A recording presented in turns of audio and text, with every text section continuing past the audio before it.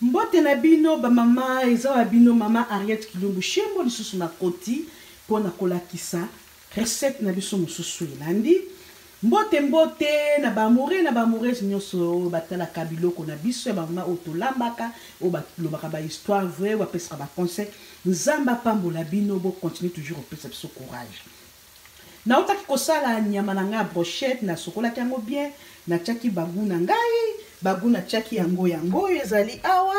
nyonso o atalaki épisode 1 akotala koyeba ndenge na sayelaki yango. Après wana na yebaki ke na tiango na mafuta yanga na kosala makala te na kosala ngo na moto ya mafuta na kalinga ekokosalisa o mama sokoza na fête pona vite fait ekosalisa ko makala ndenge moko soko tchaki o calculaki baspace no bien baguna yo bien. En tout cas, et comme ma textuellement différence, moi que vous avez et que la différence na makala po makala et binisaka milinga et que pesa solo ya smoking ya milinga wana. Mais oyo pesa easy. Et ça na ba misuba kali batumba kanyama oyo beba kotumbate mama soko fongoli boye ebelité makasi na munoko. Beba kaninga kosala ngote ngala tchaki yango citron pe comme sango peto ko tia soit vinaigre mais il faut ko yeba ko calculer vinaigre quand on tient ndengeni so ko tiepe vinaigre leki au baby sinyama il faut ba calcul et le conseil ça na calcul bon nyama na biso yango na bomoni ebeli na kangi moto awa sikoyo tozo bimisango na moto pona présenter bino brochette ba bengi kamundeli. Oh, tokobengango modèle Ariette Kilumbu TV. Modèle Ariette Kilumbu, c'est le quoi na kuna modèle Ariette Kilumbu TV. Je vais placer brochette na biso.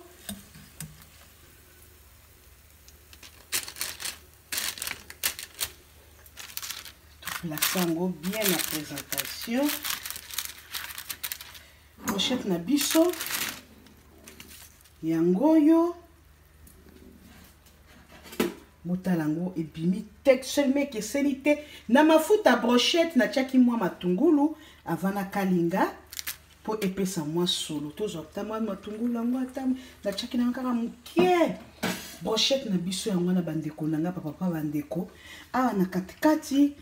okosopela mungwa pona mikaki mungwa ekotaki mukela ngipe mungu ebelete okosopela ngo mungwa awa na katikati awa na bamboka lokola ba Europe bango bazana bakwanga mingi okikozwa ta pilipili noir poussière otiango na sani moko awa soko lingoli yango sote na pilipili na kwanga na yo soit okoki kopanza ngo boza na plateau vous êtes na mesa boza par exemple na mesa moko na bar na anniversaire batebino mesa moko boza na mesa boko placer ngo ata boye soki bo placer ponga na zana kwanga wate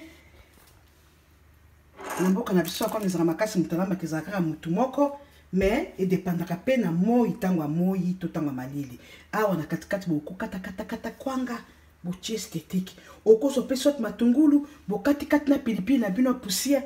allez bolier brochette na biso yango wana elengi kitoko bolanda bozelanga moko na meka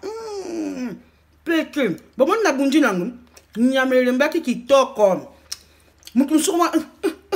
avec nyawa donc à chaque vinaigre quand tu as citron té avec tes lignes à kosalia OK la personne va botter na din bola papi bola botter modèle la brochette la bande pour super nango bo meka Debo oh je sais comment na meka ko pesa na raison. OK. Bye na bino to sisi lisolo na biso ya brochette comme la brochette bambote na bino na di bola papi bola na famille bye bolanda volume 2 yango suite fait.